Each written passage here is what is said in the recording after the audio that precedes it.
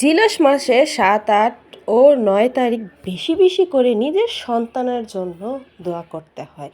কারণ হযরত ইব্রাহিম আলাইহিসসালাম তার নিজের সন্তানের জন্য দোয়া করছিল। তাই আমরাও বেশি বেশি করে আমাদের এই ছোট্ট মিষ্টি সন্তানের জন্য দোয়া করব।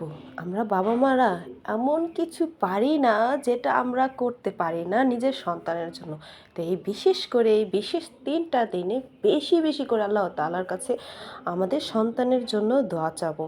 হে আল্লাহ, আমার ২টা কন্যা সন্তান, তুমি এই ২ সন্তানদের কোরআনের হাফেজ বানাও। এই দুনিয়ার সকল সুখ আমার সন্তানগুলারে দাও। আর এই দুনিয়ার সকল সন্তানদেরকে তার বাবা মার প্রতি আজ্ঞাকারী বানায়া দাও, যেমনটা ইব্রাহিম নবীর সন্তান ছিল। আমরা বেশি বেশি করে এই দোয়াটা পড়বো, লা ইলাহা ইল্লাল্লাহু ওয়াহদাহু লা শারীকা লাহু লাহুল মুলকু ওয়া লাহুল হামদু ওয়া হুয়া আলা কুল্লি শাইইন কাদির। বেশি বেশি করে এই ৩ দিন